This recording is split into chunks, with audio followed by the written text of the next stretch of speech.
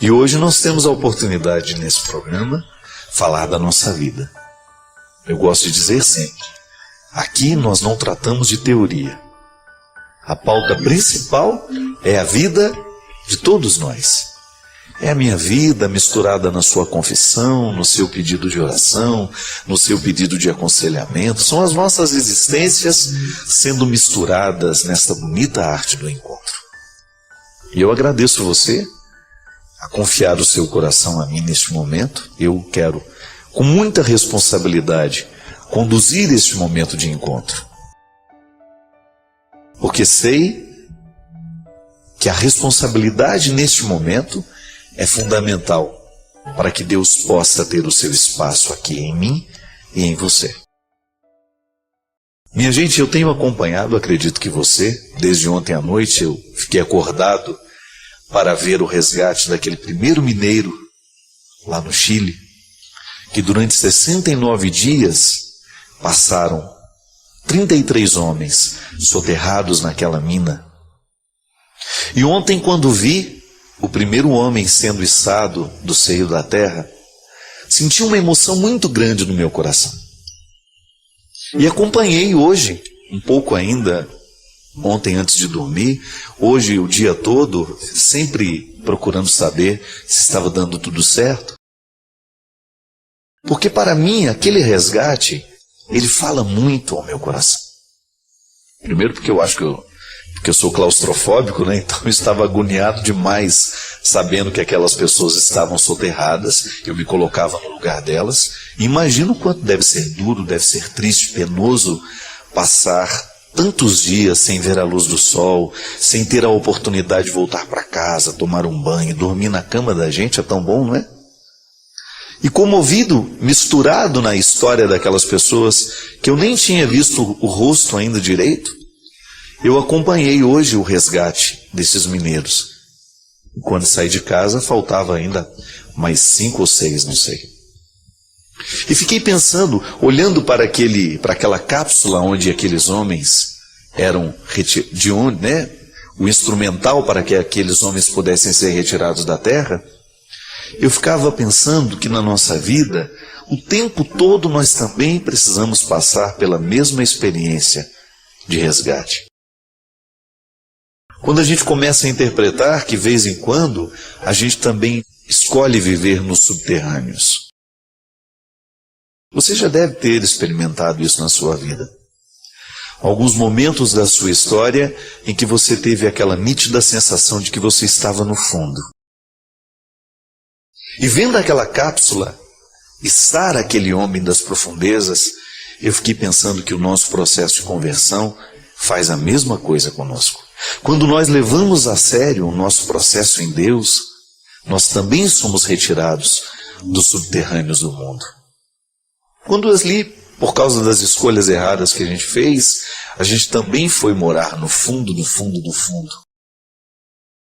Quando na verdade nós nascemos para o alto. São Paulo dizia de maneira tão sedutora, buscai as coisas do alto. Não temos o direito de nos acostumar com o submundo, com aquilo que está por baixo. Não. Homens e mulheres que estão vivendo esse processo de construção em Deus, de conversão em Deus, são homens e mulheres vocacionados às alturas. E aí fiquei pedindo a Deus a graça de também ser içado o tempo todo, para que eu não me acostume aos subterrâneos. Eu não sei se você percebeu e deve ter escutado falar que aqueles homens, eles ficaram tanto tempo no escuro que agora eles não são capazes de enxergar a luz de uma vez. Eles vão ter que se acostumar com a luz. Vai ter que ser aos poucos, um pouquinho em cada instante, até chegar um momento em que eles poderão retirar aqueles óculos. Por quê? Os olhos se acostumaram com a escuridão. E agora voltar à luz é um exercício. Precisa reaprender. O mesmo acontece com a gente. Contemplar a luz de Deus, entrar no contexto da luz, requer uma adaptação. E é por isso que a conversão compreende todo esse processo de adaptação a uma nova vida. Deixamos os subterrâneos do mundo, deixamos aquele submundo onde prevalecia a mentira, a droga, a injustiça, a infidelidade, tudo aquilo que denigre o ser humano, tudo aquilo que nos deteriora. E queremos alcançar agora esta parte mais alta. Não queremos nos acostumar com a sujeira do fundo, mas queremos ser içados o tempo todo para este lugar que é meu, que é seu, e que ninguém pode nos retirar do direito. Eu não sei se você também precisa ser içado numa cápsula daquela, mas pode ser que em algum momento da sua vida você reconheça que está se alimentando do submundo. Não queira isso. A proposta de Jesus é para que a gente alcance sempre mais.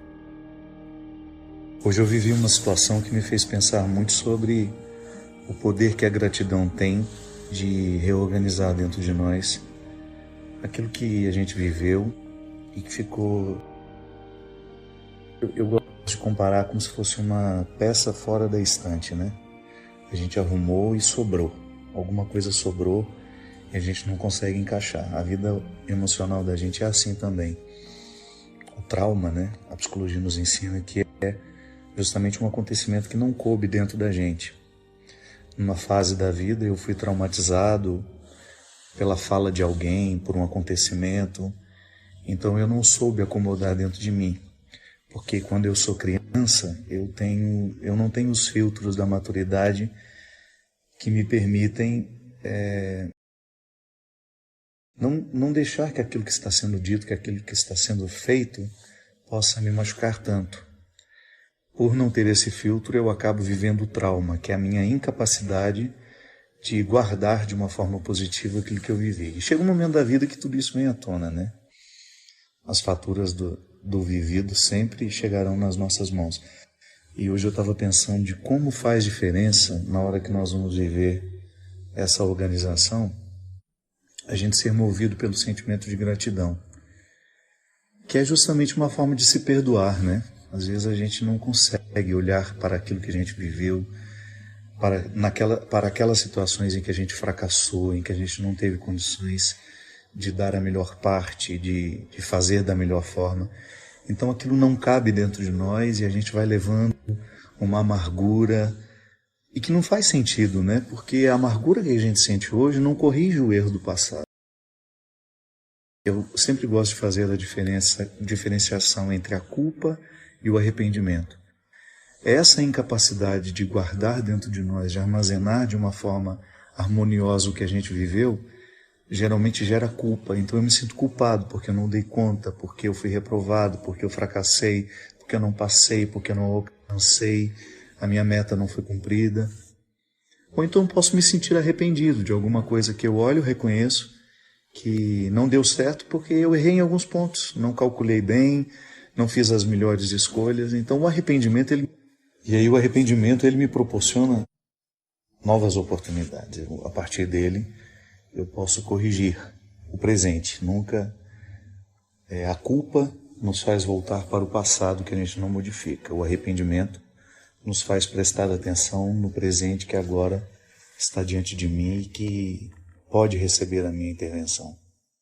Eu estava pensando de como, no momento em que eu sou grato, eu chego à conclusão de que a vida foi como poderia ter sido mesmo. Eu não tinha as forças para ser forte naquele momento, eu não tinha sabedoria para escolher melhor. Então, à medida que eu vou reconciliando isso dentro de mim, que eu vou derramando a água do perdão sobre isso, né? Existe uma expressão bonita na mística que são as abluções, que são os mergulhos que nós fazemos das nossas realidades na graça de Deus, na crença, a crença que você tiver nesse sagrado que lhe habita. A gente vai ficando cada vez mais leve. Então olho para o que eu vivi e sou grato. Sou grato por tudo. Eu fico pensando, minha gente, se eu tivesse sido privado de todas as situações que me fizeram sofrer, certamente eu não teria alcançado nem 20% do que eu já alcancei de mim. Claro que eu estou longe de ser de estar na minha melhor versão. Mas aquilo que eu já alcancei de mim hoje me permite ser um homem feliz. E tudo isso é porque, de alguma forma, eu agradeci. Tive uma vida muito difícil, tenho até hoje, tenho, mas não reclamo não. Eu sou grato pela vida, por tudo aquilo que eu já consegui viver, por tudo aquilo que eu tenho hoje. Essa gratidão com a vida eu aprendo muito com a minha mãe, que sempre teve uma vida muito, mas muito difícil. Aliás, a história dela me inspira muito. E eu nunca vi, assim, na minha mãe um traço de rancor, de mágoa. E todo mundo que conhece minha mãe sabe, né? Ela tem um humor delicado, ela é engraçada, ela não precisa contar piada para fazer a gente rir. Muitas pessoas até num primeiro momento se aproximam dela porque é minha mãe, né? Mas depois que descobrem o ser humano que ela é, eu só fico pequenininho perto dela. Ela tem uma gratidão natural. Eu sinto que minha mãe colocou tudo o que estava desarrumado dentro dela na estante das emoções. Ficou tudo muito bem guardado. E hoje, quando olho para ela, eu tenho a oportunidade de ver um ser humano de bem com a vida mesmo. Me ocorre muito uma frase da tia Judite, que é a tia do Marcos Montenegro, que perdeu um filho, assim como a minha mãe perdeu também. Ela contou toda a história, que é muito triste, e depois ela sempre finalizava assim, mas está tudo certo. É isso mesmo, acho que quando a gente vive essa reconciliação diária com aquilo que nos aconteceu, a gente não vai dormir com os ressentimentos. E aí isso nos livra de nos sentirmos vítimas, coitadinhos de nós, olha como eu sofro. Porque na verdade esse é o grande, é o fato que nos paralisa, né? Quando a gente começa a se interpretar com vitimismo, acho que fica muito mais leve a gente olhar para a vida, por mais difícil que ela seja, e ela é difícil para todos nós. Aí a gente olhar bem nos olhos dela e dizer, dona vida, a senhora não me deve nada, está tudo certo. Vamos continuar porque está tudo certo.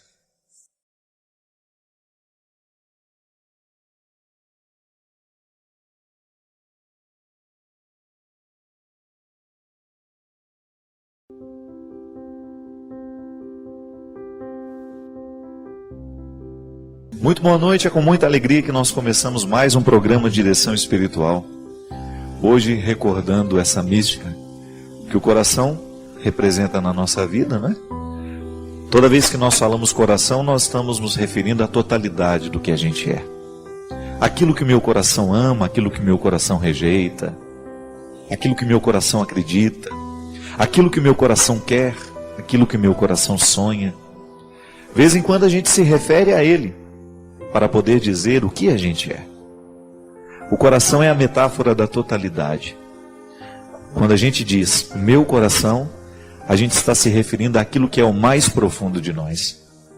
Lá onde nós somos gestados, né? Todos os dias, nos nossos motivos, nos nossos empenhos, nas nossas vontades, nos nossos desejos.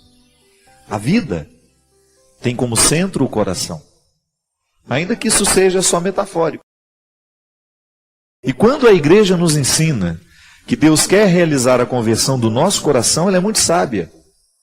Porque ao dizer que Deus quer converter o nosso coração, nós estamos justamente assumindo que o lugar onde Deus começa a modificar o mundo e a transformar as estruturas que precisam serem modificadas é a partir do coração humano. E é por isso que é tão importante a gente ter um coração convertido. Quantas vezes você já ouviu isso, né? Quantas vezes eu já disse isso? Mas de vez em quando a gente precisa esmiuçar o significado de ter um coração convertido. Eu desejo ter um coração convertido. Você deseja ter um coração convertido.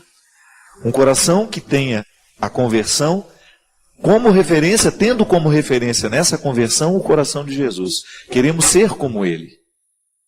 Queremos ser parecidos com Ele. Por isso a gente lê o Evangelho, a gente participa das celebrações eucarísticas, a gente confessa, a gente comunga, a gente vive, a gente partilha, a gente busca crescer, porque a gente quer ter um coração parecido com o de Jesus. E o primeiro passo para que o nosso coração seja parecido com o de Jesus, é a gente permitir que a misericórdia dele nos visite de vez em quando. Porque só a partir da reconciliação interior, só a partir dessa amizade interior que nós vivemos com a gente mesmo, é que a gente tem condições de ultrapassar, de ir além, de vencer e de viver esse processo de conversão. Você sabe que a especialidade do diabo, né, de tudo aquilo que é diabólico no mundo, é justamente fazer com que o nosso coração seja o nosso inimigo. Como é que ele faz isso? Quando ele começa a semear dentro de nós situações, pessoas, oportunidades que não estarão favoráveis ao nosso crescimento humano. Uma pessoa viciada, por exemplo. O vício não pode definitivamente fazer com que cresça dentro do nosso coração coisas boas, uma vez que o vício é tudo aquilo que me rouba de mim. Então tudo aquilo que vai sendo semeado dentro do meu coração para me destruir, vai transformando o meu coração no meu pior inimigo. E é interessante isso. Muitas vezes na vida nós nos destruímos a partir de nós mesmos, daquilo que nós permitimos. Do mal que a gente escolhe, né, ou do mal que a gente permite que cresça dentro de nós, das coisas ruins que vão ficando dentro do nosso coração, vão nos pesando, ou até mesmo dos erros que a gente comete. Essa música fala disso, né? Muito tempo eu não cantava essa música. Já me condeno tanto pelos erros que na vida eu cometi. Quantas vezes nessa vida eu encontro pessoas que estão destruídas justamente porque não são capazes de se perdoarem. Já até receberam o perdão de Deus, já receberam o perdão das pessoas que elas machucaram, que elas lhe ofenderam, mas elas ainda não viveram a reconciliação. Elas ainda não se tornaram a serem amigas, não voltaram a ser amigas de si mesmas. Não é? Não conseguiram voltar a essa amizade interior. Não conseguiram estabelecer essa ponte favorável. Dentro de mim eu preciso ter pontes que me favoreçam chegar a mim mesmo. E às vezes nós colocamos obstáculos dentro do nosso coração e a gente faz com que ele funcione como nosso inimigo, porque ele vai comprometendo a nossa felicidade. Coração que não bate a favor costuma apanhar, né? O gesto de bater, de julgar, de alimentar, de fazer com que a vida continue. Se ele não bate, ele apanha, né? Ele vai guardando, ele vai perdendo a vitalidade. Quantas vezes na vida a gente fez isso com a gente? Quantas vezes você se transformou no seu pior inimigo? Quando você permitiu que o pior ficasse em você. Ou que você guardasse a mágoa, ou porque você estava guardando o rancor, ou porque você não era capaz de se reconciliar com você mesmo, de olhar para os seus erros e ser capaz de ir além, de ultrapassá-los, acreditando que a graça de Deus age em nós justamente para que a gente tenha condições de arrumar a desordem interior. E é por isso que o coração não pode ser inimigo, porque ele é o lugar da minha conversão.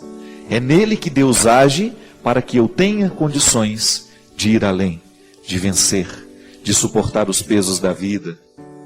O coração, quando está amigo e favorável, fica muito mais fácil experimentar, viver e superar as dificuldades que são próprias da nossa vida, que existem na minha, que existem na sua. Por isso que conversão é isso, né? A gente vê se nós estamos sendo amigos de nós mesmos. Se nós estamos escolhendo aquilo que realmente a gente precisa para que a nossa vida dê certo. Deus não pode ser compreendido como alguém que está ali para nos conceder favores o tempo todo e a minha relação com Ele ser pautada nesse concedimento de favores. Não. Deus é um amor eterno que não muda de ideia, então não preciso fazer promessa para agradá-lo. É muito mesquinho pensar que Deus vai fazer aquele milagre só porque eu fiz uma promessa, sabe? A nossa espiritualidade precisa amadurecer e pensar que o amor de Deus está sempre à nossa disposição. Ele não muda de ideia. Ele quer sim que você consiga o emprego. Ele quer sim que você tenha saúde. Deus não muda de ideia em relação àquilo que é bom para nós. mas nem sempre nós conseguimos saber o que é bom para nós. Quantas pessoas insistiam, ficavam até magoados com Deus, e depois percebiam que aquilo que havia acontecido, que aquilo que havia sido negado, era na verdade um favorecimento. Volto a dizer, precisamos ter muita maturidade espiritual para compreender os nãos da vida, as perdas, os sofrimentos e as lutas. Deus não é mesquinho igual nós somos, viu? Se nós precisamos de moeda de troca para poder fazer favor a alguém, Deus não é assim. Deus é graça, Deus é amor, Deus é misericórdia. E não adianta tentar negociar com Ele, porque Ele não muda de ideia, Ele só quer o nosso bem. E se não acontece de acordo com o que nós esperávamos, pode ser que aquilo que nós tanto desejávamos não é o melhor para nós. Deixa que o tempo lhe responde.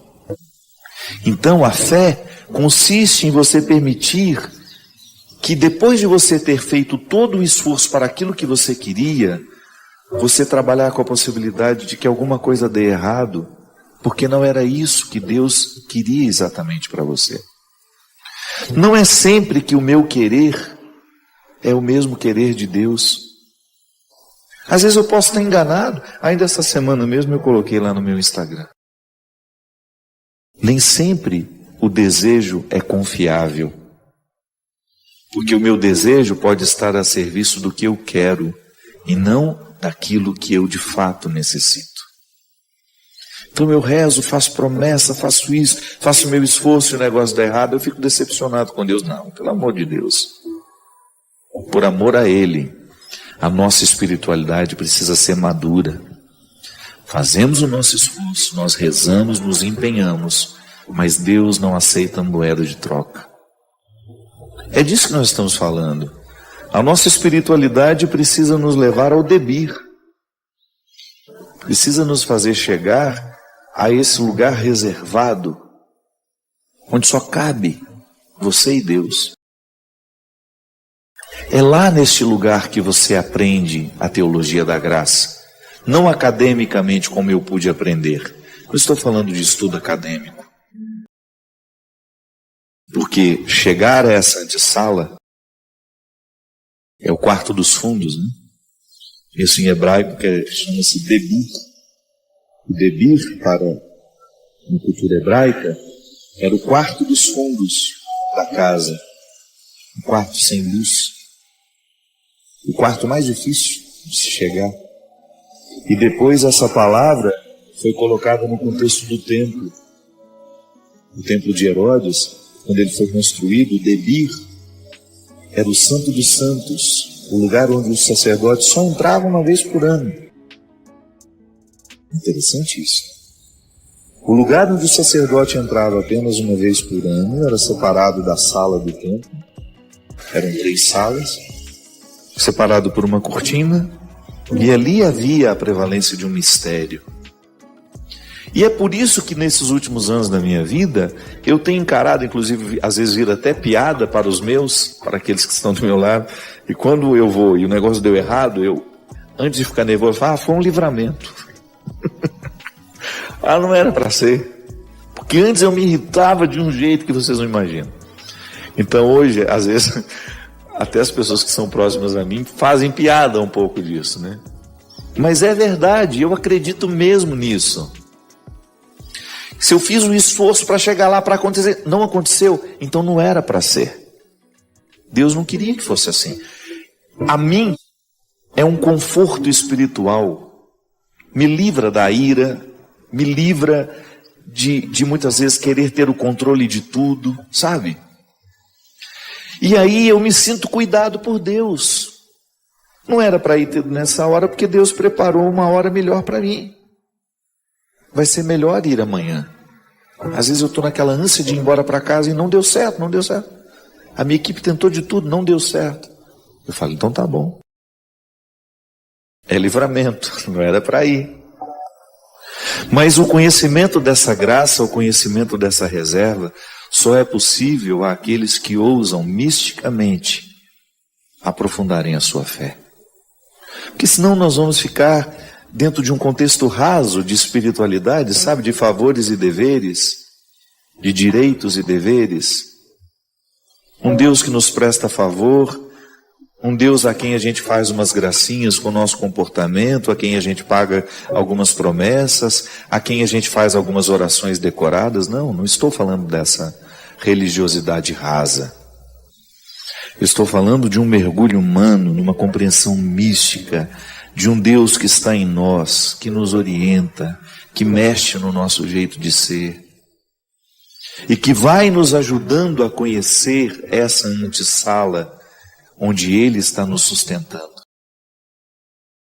A fé é isso, minha gente. A fé na graça é isso. Deus fez por mim antes de eu chegar. E aí eu vou numa confiança de que eu ter feito a minha parte, claro, eu faço a minha parte. A graça de Deus não dispensa a minha atitude, mas eu vou confiante que Deus está comigo.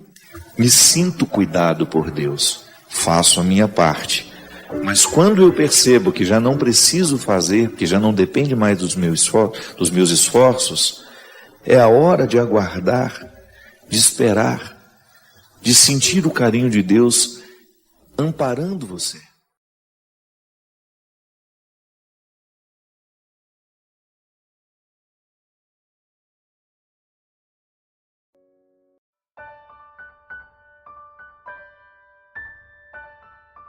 Não há harmonia o tempo todo. A vida, justamente por ser viva, ela é movimento.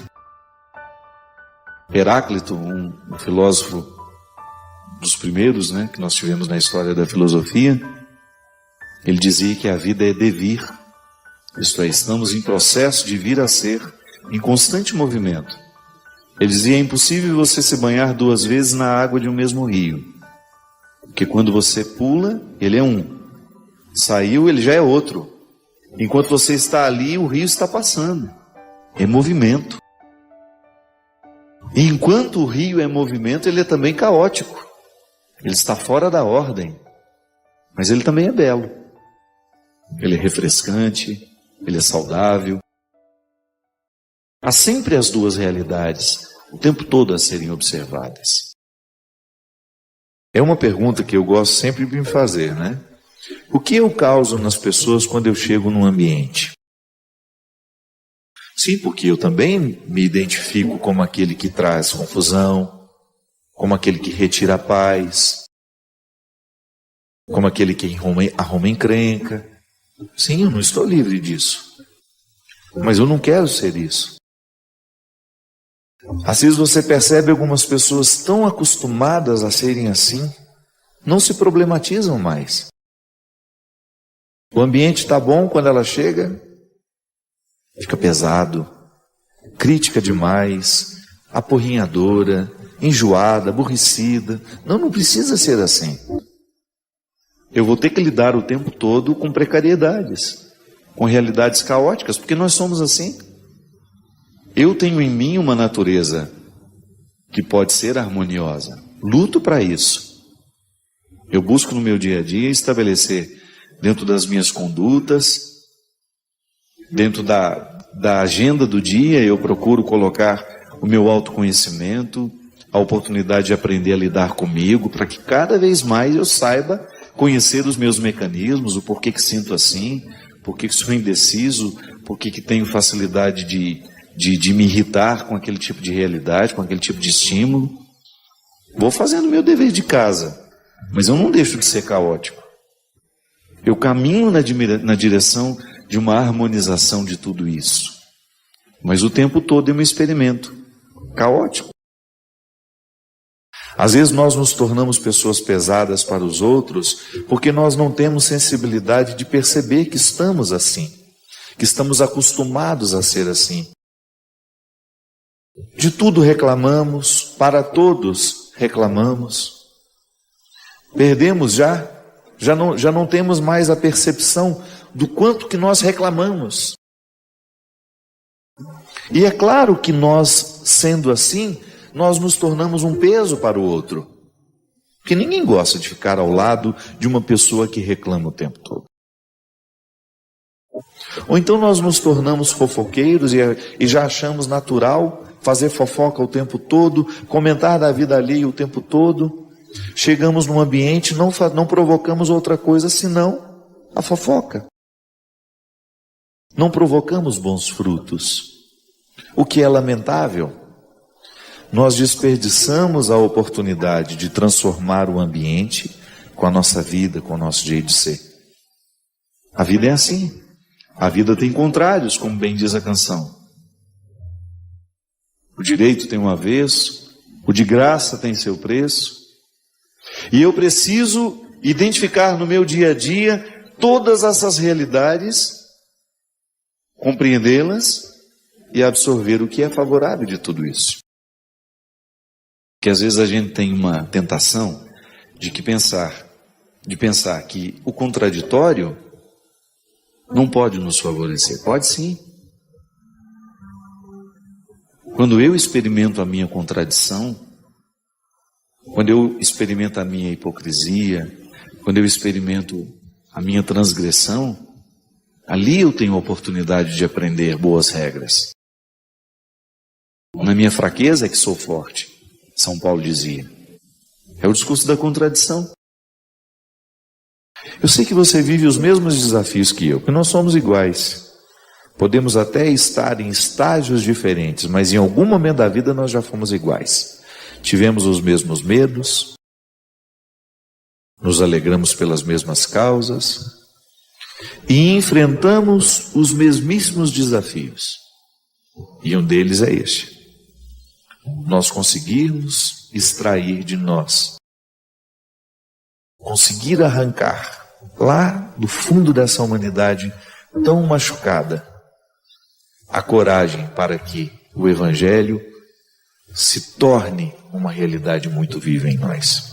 Eu acredito que quanto mais maduro a gente fica, maior é a nossa capacidade de conviver com os contrários da vida, mesmo porque eles estão por toda parte. Se tem uma coisa que a gente precisa perder naturalmente, é a visão ingênua das coisas. A primeira visão ingênua que a gente precisa vencer é de que tudo será como a gente quer que seja, né? Começa por aí. Já é um salto de maturidade quando a gente descobre que não, o mundo não vai girar, as coisas não vão ser do jeito que a gente imagina que tem que ser. Toda a realidade está imersa num processo vivo que dá a ela uma característica de ser também caótica. É essa oportunidade diária que nós temos de oferecer ao outro o que Cristo já fez no nosso coração. As barreiras que Ele já derrubou dentro de nós, ou tudo aquilo que nós já conseguimos alcançar de nós, por força do empenho diário, de poder escolher entre aquilo que nos foi dado geneticamente e aquilo que nos foi condicionado socialmente. Esse espaço de escolha como uma oportunidade maravilhosa de você trabalhar o seu temperamento, de você vencer os obstáculos que você tem na sua história pessoal, que lhe foram dados por outras pessoas. E a maturidade é justamente quando você começa a compreender o mundo sem as ilusões de que tudo será harmonioso. Vencer essas ilusões, essas compreensões infantis, primárias em nós, é tão fundamental até mesmo para a gente estabelecer bons relacionamentos, né? Você precisa partir do princípio de que você pode amar uma pessoa, que você pode estabelecer um vínculo com ela, mas que não será perfeito. O único amor perfeito que existe é aquela rosinha que existe nos jardins. É o único que a gente conhece. Todos os outros são marcados por qualidades e limites. E só é possível viver o amor, viver os bons relacionamentos, se a gente tiver essa consciência iluminada de que não serão perfeitos. Aqui, hoje nós estamos falando que muitas vezes o nosso amor pode ser fruto da nossa carência. É disso que Jesus fala. Quando eu não sou livre para amar, Quando eu estou amarrado às minhas necessidades, eu quero amar para ser amado também. Eu quero amar para ser admirado pelo outro. Eu quero fazer um gesto de caridade para que isso possa repercutir e os outros venham me admirar. É toda uma preocupação com a exterioridade. O amor que eu amo tem que primeiro agir nas dimensões mais profundas da minha vida. Lá onde tudo é bastidor. Lá onde não existe publicidade. Nós estamos justificados o tempo todo. A gente finge ser cristão o tempo todo. E fingimos bem. Expulsamos, rejeitamos. Você acha que eu não observo isso em mim todos os dias? Sem medo. Sem medo de reconhecer aqui para você. Tantas vezes eu sou hipócrita. Porque não sou capaz de fazer as mesmas escolhas de Jesus. Porque não sou capaz de reconhecer o que de fato precisa de mim. Onde é que eu preciso exercer a realeza de Jesus? Sem vaidade, sem excessos, sem prepotências, sem arrogâncias. Até mesmo nas ideias. Porque isso é interessante, minha gente. Quando uma pessoa tem esse Deus vivo, natural em si, ela agrega naturalmente para perto dela muitas outras pessoas que querem viver a mesma experiência. Aí você entende o porquê que o Evangelho é contagioso. Que uma pessoa verdadeiramente convertida ao Evangelho, ela se torna um atrativo, não no sentido de superficial de ser uma atração, não, mas de provocar a atração. De ser um ponto de convergência. Sim, nós experimentamos muito isso dentro da nossa casa.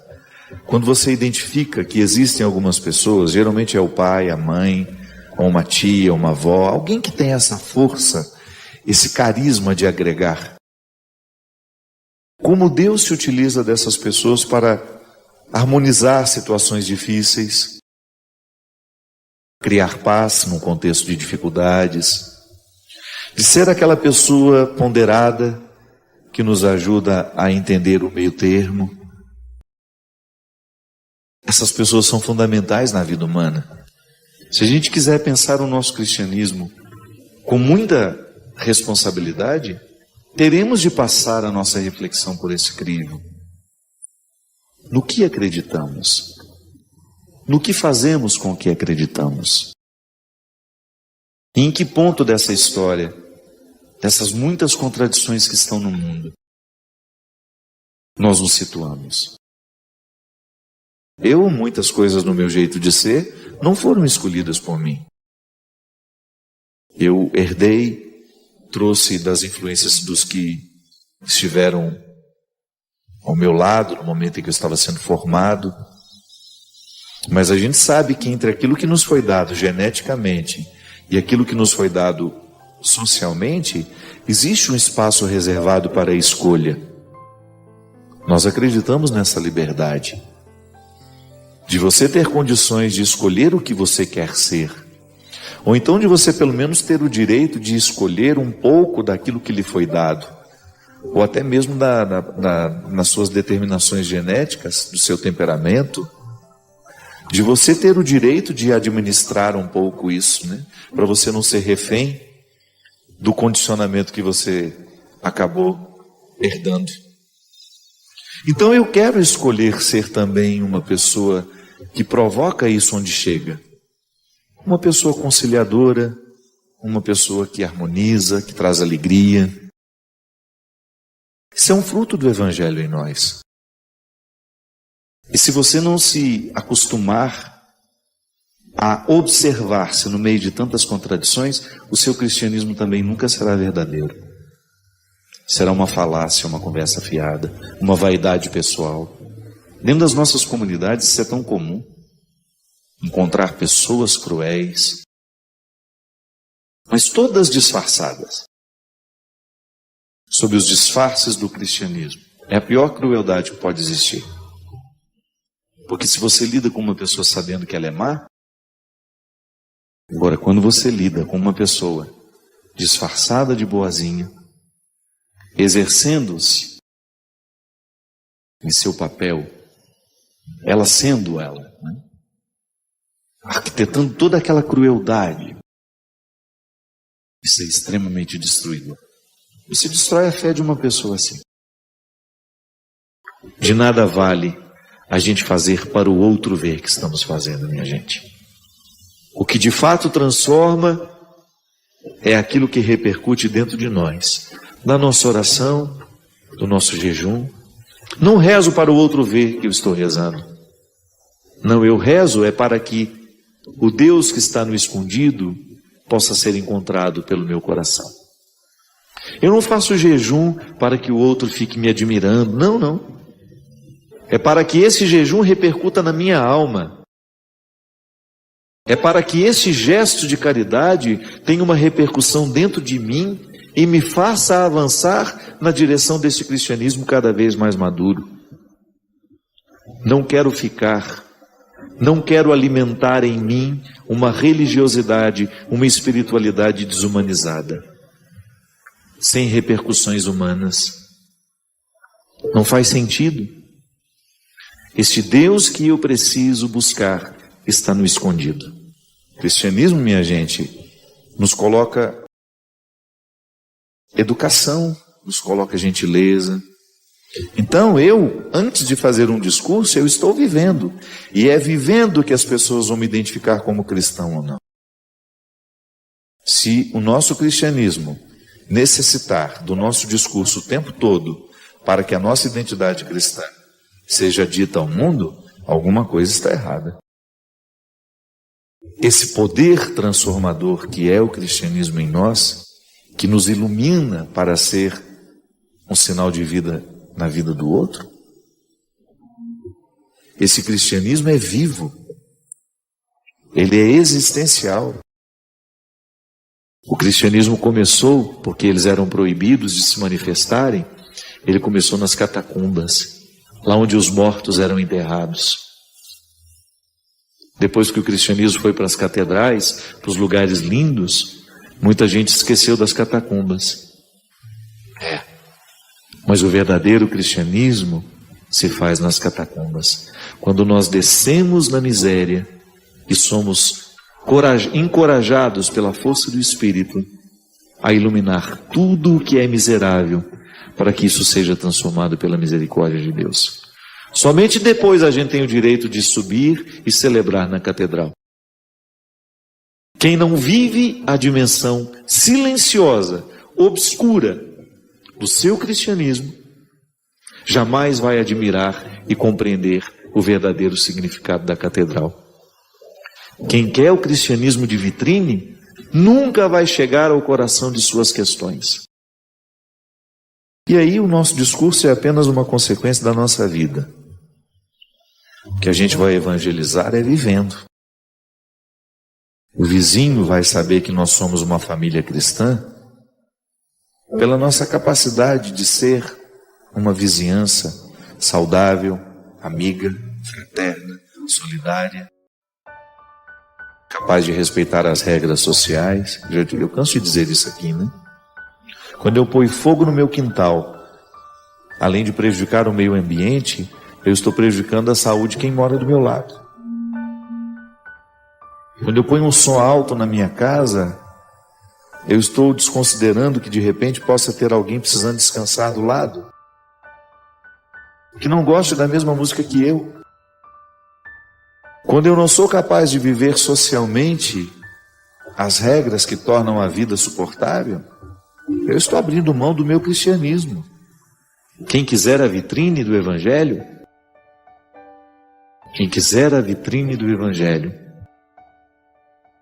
quem fizer questão desta vitrine, vai perder a oportunidade de descer aos porões de si mesmo.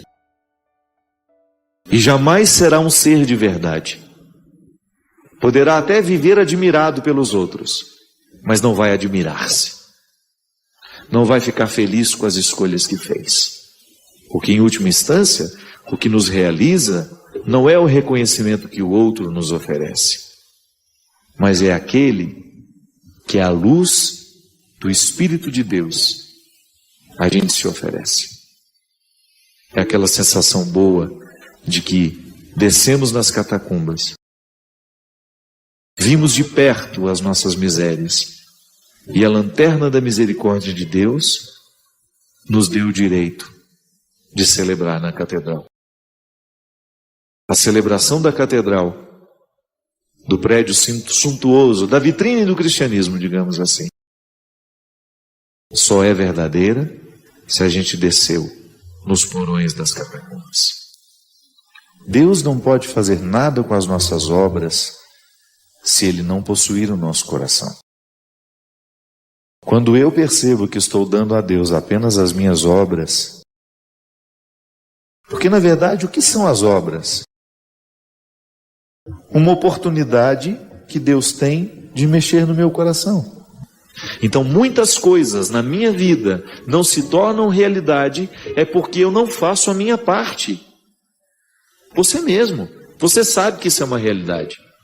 Quantas vezes você também ficou pedindo a Deus, não fez a sua parte, e porque não fez a sua parte, o milagre não pôde acontecer na sua vida. Está certo que Deus é livre para nos dar a quem pede e a quem não pede. Mas eu acho muito interessante quando nós espiritualmente exercemos uma forma de orar que permita o silêncio nos mostrar o que é que Deus quer de nós, o que é que Deus quer nos dar. Aí você vai ver mesmo, meu Deus do céu, eu estou pedindo a Ele uma folha, quando na verdade Ele quer me dar o livro. Mas para me dar o livro, eu preciso fazer um movimento de transformação em mim, porque esse livro não vai cair do céu. Nós também podemos ter este poder dentro de nós.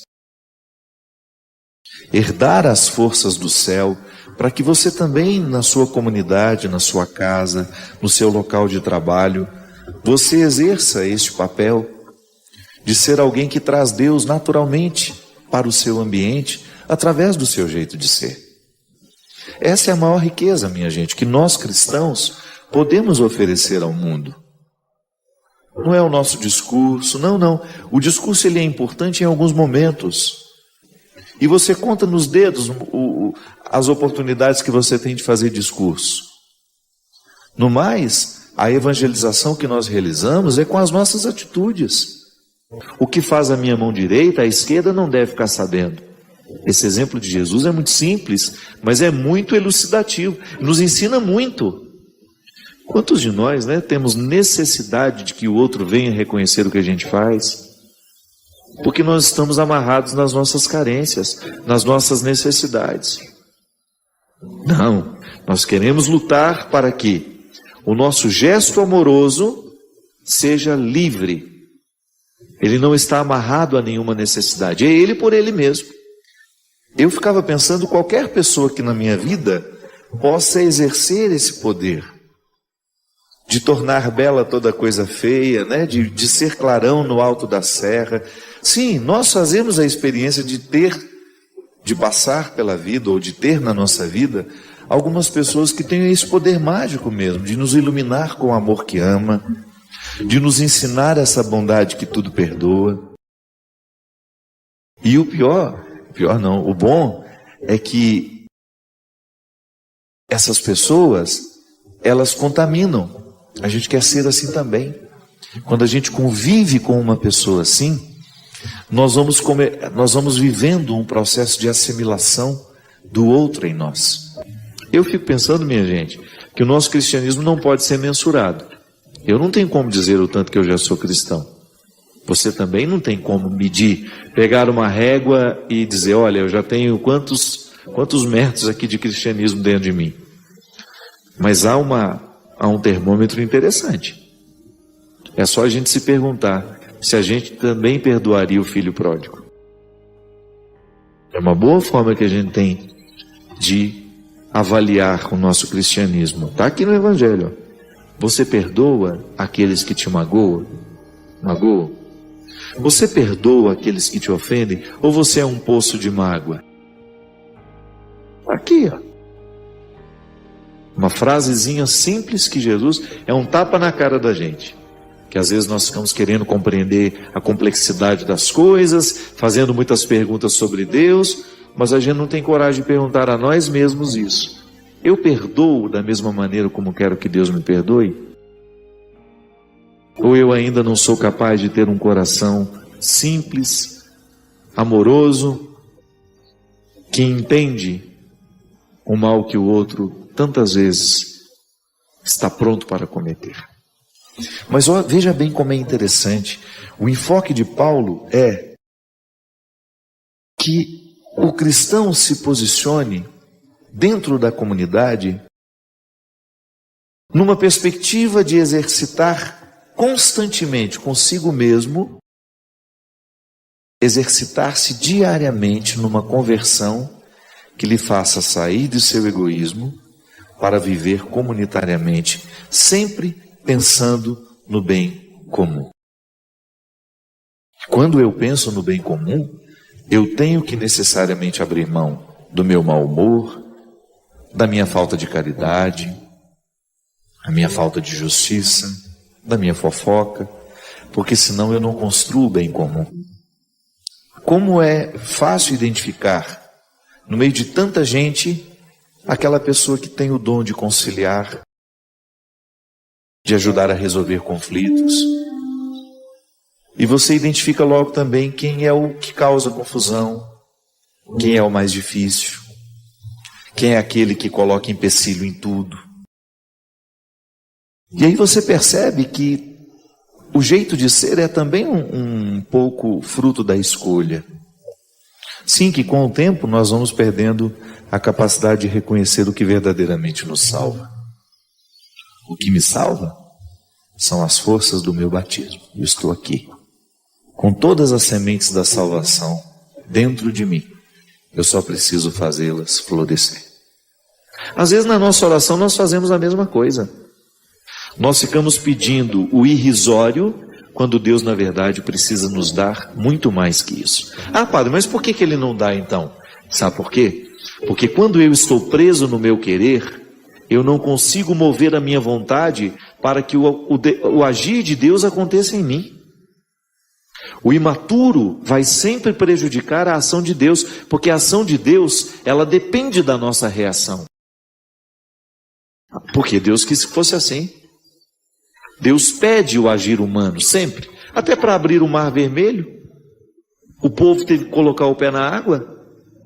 Quando Moisés estava apavorado, sem saber como iria fazer para atravessar aquele mar, ele corre lá, o que Deus diz para ele? Ah, peraí Moisés, eu vou resolver seu problema. Não. Ele dá uma ordem, fala para o povo caminhar, fala para que o povo continue caminhando. E somente na hora que aquele povo começou a colocar os pés na água, é que o mar se abriu. O povo precisou fazer a sua parte. O povo precisou manifestar a sua confiança. O povo precisou exercer a sua vontade. Nós queremos a libertação. Então, ao colocar o pé na água, o agir de Deus se tornou uma realidade. E é por isso que a conversão será sempre para nós um exercício de deixar de lado as situações que nos privam de nós mesmos. Porque só quem está na conquista diária de si mesmo vai saber oferecer-se a alguém. Caso contrário, se não houver essa busca pessoal por ser de si mesmo, nós não teremos condições de nos oferecer a alguém. E nós não saberemos entender essa liberdade cristã. Uma palavra errada que você diz a um filho, uma palavra errada que você diz a alguém a quem você tem autoridade afetiva sobre ela. Eu, como padre, é um perigo eu machucar definitivamente o processo de fé de uma pessoa por causa de uma palavra cruel que eu posso dizer. Sim, e também o outro na minha vida. Palavra machuca. É a coisa mais preciosa que nós podemos ter na vida, é a palavra. Mas ela pode matar, mas ela também pode fazer viver. Um carinho Um carinho pode matar? Pode. Se ele for mal intencionado, se ele for abusivo, se ele for desrespeitoso, se ele estiver quebrando uma inocência. Tudo nos é permitido, mas nem tudo nos convém. Por que nem tudo nos convém? Porque se eu identificar que aquele comportamento, que aquela escolha vai me prejudicar na minha relação com a minha família, com a minha casa, com aqueles que diretamente estão ligados a mim, por amor a eles, eu preciso não aceitar. Eu preciso retirar da minha história. Livre-se. Livre-se do cristianismo de vitrine. Não transforma ninguém. Queira o cristianismo que te coloca uma única lanterninha na mão, que é a misericórdia de Deus, para você ter condições de descer ao porão das suas necessidades, dos seus pecados, das suas misérias. Não se iluda com a vitrine, lá onde você está bonito, iluminado e admirado pelos outros. É lá no fundo, é no calabouço. O cristianismo é um movimento que nos faz descer as escadas. Quanto mais eu desço essas escadas, mais eu vou conhecendo as estruturas da minha vida. E volto a dizer, quando nós vivemos os benefícios dessa transformação que o Evangelho nos traz, aqui inclusive tem uma passagem que eu gosto muito. São Paulo chama isso de trazer para a vida do homem a glória de Deus. Então na oportunidade que eu tenho de substituir as minhas realidades humanas, que são naturalmente precárias, porque eu sou humano, por mais que eu consiga ser uma pessoa boa, eu sempre tenho a minha natureza humana que é invejosa, encrenqueira.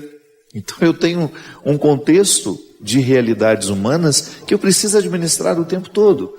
Mas a minha vocação cristã me coloca na possibilidade de ter essa glória de Deus em mim. Mas eu preciso buscá-la, tornar-se um referencial de pessoa que é capaz de converter o que é feio em bonito, de acender uma luz por onde passa, de ser uma luz no alto da serra.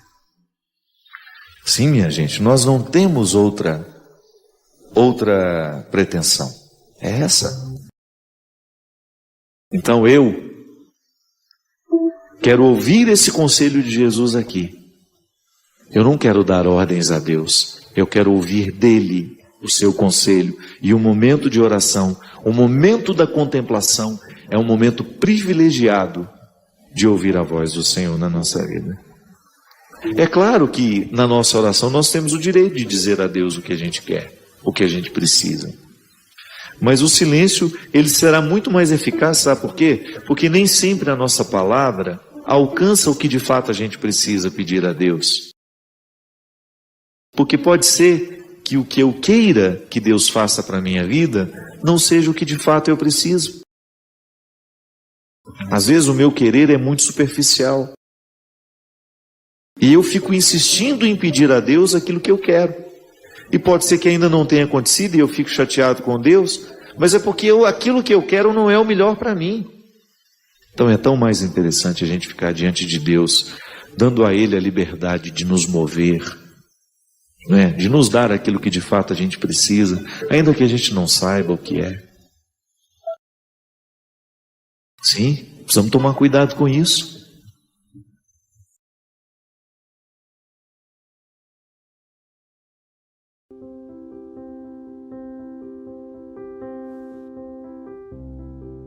Veja bem, minha gente, existem muitas situações que no momento em que a gente vai ajudar alguém, a gente acaba se prejudicando. Então, o primeiro aspecto que a gente precisa ter diante de nós é aquilo que a gente chama de identidade.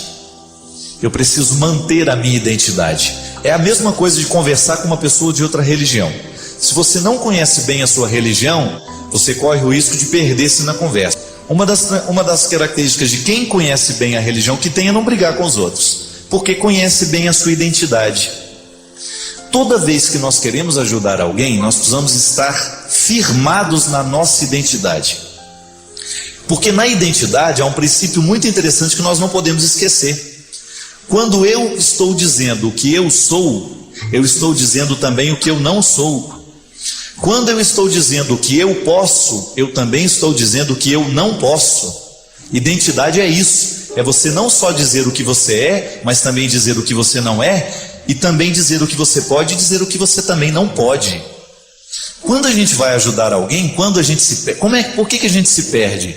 Porque a gente quer ser o que a gente não é e fazer o que a gente não pode. As angústias nascem no momento em que nós queremos ser o outro, no momento em que nós queremos tomar a decisão pelo outro, no momento em que nós queremos viver pelo outro. Aí é claro, nós vamos ficar decepcionados, porque o outro muitas vezes não está nem um pouco preocupado com o que nós estamos pensando para ele, ou com o que nós estamos querendo para ele. Uma bonita forma que a gente tem de ajudar é, primeiramente, a gente mantendo a devida distância. O seu problema não é meu, deixe isso claro para ele. Nós queremos ajudar, mas o seu problema não é meu, o seu problema é seu antes de qualquer coisa. E nós só vamos interferir no seu processo no momento em que você quiser que a gente interfira. Muitas vezes, minha gente, as pessoas não mudam do nosso lado, é porque a gente insiste demais com elas. Para de insistir para você ver. Deixe que a pessoa chegue à conclusão por ela mesma. O máximo que você pode fazer é alertar. Não é justo que uma família inteira se destrua porque uma pessoa está desorganizada ali dentro. Se ela está desorganizada, a desorganização dela tem que chegar a incomodá-la. É aquilo que a gente chama de saturação. Existem situações que, se a pessoa não chega à saturação, ela não vai querer mudança. E nós muitas vezes, como família, Andréia, a gente peca muito uns contra os outros no momento em que a gente não segue a regra da identidade. O problema do seu irmão pode até lhe atingir, mas ele não é o seu problema. Tá certo, padre? Eu não posso, isso é muito bonito de dizer, venha viver na prática. Eu estou falando aquilo que eu vivo na minha prática também. Porque existem momentos que eu tenho que tomar distância dos problemas dos meus irmãos, dos problemas dos que estão do meu lado, porque senão eu não vivo a minha vida e eu não tenho condições de ajudá-lo. É o que está acontecendo com você. Se você já está se deprimindo por causa do problema do seu irmão, é porque você já perdeu a identidade, minha filha. Tome distância. Tome a distância necessária para que a sua ajuda seja eficaz. Caso contrário, você vira um problema a mais dentro de casa. Nós não podemos fazer isso. Às vezes nós vivemos essa ilusão de porque nós moramos na mesma casa, o problema do outro é de todo mundo. Não pode ser assim. Nós precisamos descobrir um jeito de colocar a pessoa na responsabilidade da vida dela, minha gente, senão ela não vai crescer nunca. Muitas vezes as pessoas permanecem imaturas do nosso lado, é porque a gente não deixa ela viver o problema dela. A gente quer viver, nós queremos assumir o problema dela. E geralmente quem sofre mais é quem tem mais maturidade. Pode observar. Aquela pessoa que é mais centrada, aquela pessoa que ela é mais equilibrada, ela tende a sofrer e absorver o problema de todo mundo. Só que não pode ser assim, senão você vai continuar infantilizando seus irmãos. Um jeito que a gente tem de ajudar a pessoa a resolver o problema dela é você fingir que você não está vendo mais. Daqui a pouco ela está percebendo que ela está sozinha, e no momento em que ela percebe que ela está só, ela vai buscar ajuda. Outro dia isso aconteceu. Uma senhora veio falar para mim: padre, o meu filho está perdido na droga, não sei mais o que fazer, eu já tentei de tudo, eu já bati, eu já gritei, eu já internei. Eu falei assim: para de falar na droga. Para de perguntar para ele se ele está fumando, para de ficar procurando nas gavetas dele. Comece a conviver naturalmente com seu filho, comece a buscar um pouco mais a sua relação com seu marido, comece a dar atenção aos seus outros filhos, porque você esqueceu que você tem outros filhos. Você está apenas vigiando o problema do seu filho, porque nem resolver você pode. Olha para o seu filho mais novo. Seu filho mais novo não tem mãe mais. Eu tive coragem de dizer isso para ela. Seu filho mais novo está órfão porque a mãe dele só sabe se preocupar com a maconha e a cocaína do mais velho. E o filho mais velho não estava nem aí para a preocupação da mãe dele, estava querendo mais fumar a droga dele, usar a droga dele. E ela, com muita dificuldade, minha gente, ela seguiu o meu conselho. Começou a ocupar-se mais dos outros filhos, começou a dar atenção aos outros filhos que ela não estava dando mais, buscou mais qualidade na relação dela com o marido, que estava péssima. Os dois não tinham outro assunto senão a droga do filho. Começaram a falar de outras coisas, começaram a sair juntos, começaram a sair para fazer alguma coisa juntos. De repente, aquele menino, o que estava então paparicado demais com o problema dele, ele começou a perceber que ele perdeu a atenção, que ele deixou de ser o foco das atenções. Porque muitas vezes a droga é isso. A pessoa mantém a droga é porque ela sabe que ela está sendo o foco das atenções. Mesmo que seja ruim, o foco que ela está despertando, ela continua tendo a atenção de todo mundo. Naquele momento o rapaz começou a perceber que a família deixou de girar em torno dele e aquilo o incomodou. E foi tão interessante, minha gente, porque aquela família viveu o processo contrário. Antes todo mundo corria atrás do menino, do drogado. Depois começou a ser diferente. Ele começou a perceber que pai, mãe e filho estavam saindo para outros lugares, estavam saindo para jantar, e ele não participava de nada. Ele começou a solicitar isso. Por que vocês saem e não me chamam? Não, porque a gente sempre chamou, você nunca quis. Você sempre teve os seus compromissos, você sempre teve sua vida, mas o dia que você quiser, você pode vir conosco. Você será sempre nosso convidado. Aquilo aproximou o menino do pai. O menino começou a se interessar um pouco mais com o pai, com as coisas do pai, porque percebeu que aquela solidão não estava sendo boa. Porque quando ele está na droga, ele queria continuar tendo a atenção da família do mesmo jeito, e era tudo isso que eles estavam fazendo. Ao invés de ajudar o rapaz, eles estavam piorando a situação, porque quanto mais gritavam na cabeça dele, quanto mais tentavam mudar o menino à força, maior era a rebeldia em querer continuar na droga.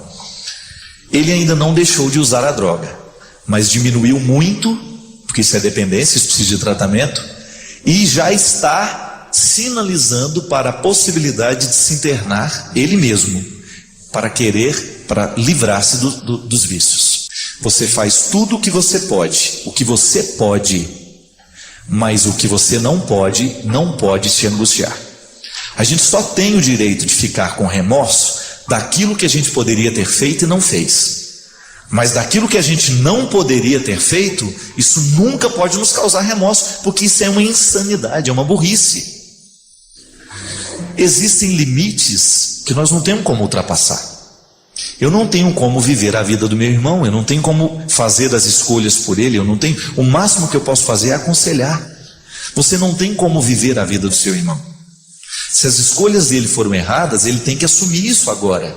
Ele tem que ser homem o suficiente para poder fazer a separação daquilo que ele precisa separar, a identificação daquilo que ele precisa identificar e mudar.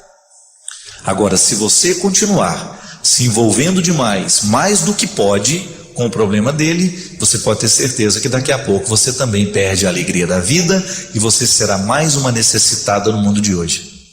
Você vai engrossar a fila dos que estão necessitados. Eu não acredito que seja uma boa opção, minha filha. Ajudar de um jeito certo. Fazer esse processo da identificação, da distinção. O que eu posso fazer e o que eu não posso. Sobre aquilo que você não pode, você não tem que sofrer. Em nome do amor a gente sequestra o outro, né? Coloca dentro do cercado, faz cativeiro, é assim mesmo. E a gente precisa quebrar este poder do mal que tantas vezes nós socializamos, nós levamos até a vida do outro com os nossos comportamentos. A gente falava aqui anteriormente de que nós precisamos organizar o luto, de que nós temos que fazer alguma coisa por nós no momento em que a gente percebe que nós estamos mergulhados no momento de tristeza, de angústia, de ansiedade. E a gente tem aqui algumas pessoas que nos escrevem justamente para falar disso. A Margarete de Manhuaçu, Minas Gerais, ela diz que apesar de ser evangélica, ela acompanha o programa Direção Espiritual e que o nosso programa a ajudou muito no momento em que ela precisava se recuperar a perda de uma filha. E que ela agradece muito também a Canção Nova por ter lhe amparado nesse momento. Eu acho muito interessante, gente, nós que viajamos pelo Brasil afora, quantas vezes nós encontramos pessoas justamente nos dando este testemunho? Pais que perderam filhos, que viveram este momento tão doloroso e que encontraram aqui na Canção Nova um amparo. A gente sabe que nós não temos uma resposta mágica para as dores, para os problemas que a gente enfrenta. Mas a gente acredita no poder que a palavra de Deus, pregada de maneira coerente, honesta, pode provocar dentro de nós. Então a gente fica muito feliz, Margarete. Não só pelo fato de você ter sido beneficiada pela Canção Nova, mas também por você, sendo evangélica, ter a coragem de nos dizer isso. Que o nosso veículo de comunicação fez bem ao seu coração. A gente se sente muito honrado toda vez que nós encontramos uma pessoa que teve a sua vida modificada para melhor por causa do trabalho que a gente realiza. A Maria Virgínia Pereira de Mozo, lá de São Paulo, capital, ela também deu um testemunho de superação em relação à morte da mãe. Ela disse que através do programa nós a ajudamos muito. Ela disse que achava que após a morte da mãe viveria uma depressão e não foi isso que aconteceu. O programa Direção Espiritual, a Canção Nova, ajudou muito nesse processo de superação. Que bom, Maria Virgínia. A gente fica muito feliz que nós tenhamos sido um instrumento de Deus na sua vida. Deus nos ajuda através de pessoas. Eu sempre gosto de frisar isso. A providência divina se manifesta na nossa vida através de realidades humanas. Por quê? Porque Deus não pode estar no mundo dispensando aqueles que são humanos e que estão conscientes do poder que nós trazemos dentro de nós. Essa é a força do cristianismo. Deus age quando e como quer, mas Ele prefere agir através de nós. Muitos milagres deixam de acontecer no mundo porque nós cruzamos os nossos braços, nós deixamos de fazer a nossa parte. Sim, Maria Virgínia, no momento em que nós perdemos alguém, nós precisamos de mais de amigos ao nosso lado. Nós precisamos de braços que nos sustentem. Nós precisamos de olhares que nos olhem, que nos encorajem. Nós precisamos de pessoas que nos digam a palavra certa. E é assim que nós acreditamos. Todos nós aqui da Canção Nova carregamos diariamente no nosso coração essa responsabilidade. E com muita alegria, viu? Não é uma responsabilidade que nos entristece, nem tampouco nos amedronta. Ela nos encoraja e nos responsabiliza diariamente para que a gente não saia do caminho. É muito bom quando a gente fica sabendo que nós participamos do processo de superação de uma pessoa. A Suzana Souza é muito grata a nós, porque ela diz que através do programa Direção Espiritual, ela sentiu o seu coração ser confortado no momento de luto. E ela se tornou seguidora a partir disso. A Silvana Aparecida, lá de Santa Maria, Rio Grande do Sul. O nosso abraço ao povo de Santa Maria, de maneira muito especial aos pais daqueles jovens e adolescentes que perderam a sua vida dentro daquele acidente terrível, daquele incêndio naquela boate, onde tantos jovens perderam a sua vida. A gente sabe que é muito doloroso viver um processo como este. A gente dar passo na direção de um futuro, sabendo que nós sepultamos um filho. É uma dor que não tem nome. E a gente acredita que em Santa Maria esse processo tenha sido extremamente doloroso. E tem sido muito doloroso para muitos pais. Nós queremos demonstrar, mais uma vez, porque às vezes, porque já passou o tempo para nós. Tantas notícias já vieram tomar conta dos nossos noticiários. A gente ficou sabendo a gente viu muitas vezes a repetição da notícia, do incêndio naquela boate Kiss, das pessoas que foram mortas. Passou. Tantas outras tragédias aconteceram, tantas outras notícias ganharam o centro dos nossos meios de comunicação. Minha gente, mas para nós isso aconteceu. Para aqueles pais que precisam lidar diariamente com essa triste realidade de não terem mais os seus filhos dentro de casa, essa notícia não passou ainda. Então nós nos unimos a todos estes pais, todos os irmãos, os amigos que perderam os seus entes queridos neste trágico acontecimento. A Maria da Graça Ferreira, de São Paulo, de Taubaté, da minha terra, minha querida Taubaté, ela diz assim: Padre, a partir daquilo que o senhor falou no programa Direção Espiritual, sobre deletar tudo aquilo que não nos beneficia, e que isso só traz indiferença, frieza e afastamento, eu comecei a ser uma pessoa melhor. Comecei a ser mais feliz, frequentar a academia, a igreja, visitar os doentes, ajudar na minha igreja, procurando seguir os passos de Jesus, que são os caminhos de fé, verdade e vida. Obrigado, Padre, por ter sido uma luz na minha vida. Todas as quartas espero uma palavra de fé, de amor, de vida, de alegria, que é o que o Senhor tem trazido para todos nós. Seja sempre esse sacerdote do povo. Muito obrigado, Maria da Graça. É nossa, como dizia aqui anteriormente, é nossa satisfação saber que a gente participou de maneira eficaz, que Deus pôde contar com a gente para agir na vida de seu povo. Essa é a verdadeira encarnação do cristianismo em nós. Se em Maria o Verbo se encarna, e o Verbo é Jesus, e que com o seu título, por ser Ele o nosso Salvador, nós o chamamos de Jesus Cristo, que é o Salvador da nossa vida, e que após a sua morte e ressurreição, Ele continua no mundo, colocando-nos nessa oportunidade muito feliz de sermos os legítimos representantes de sua presença. O cristão que leva a sério o seu cristianismo encarna a oportunidade de ser Jesus de novo, de oferecer ao outro, cada vez mais, a partir da consciência que nós vamos tendo, de oferecer ao outro uma consciência cristã, um jeito cristão, uma palavra cristã, porque é isso que o mundo precisa. Ele precisa de conhecer Jesus através das nossas atitudes. Nós que nos dizemos cristãos, nós precisamos ter a consciência de que o ateísmo é gerado quando nós negligenciamos a oportunidade de oferecer ao mundo o Cristo que nos habita.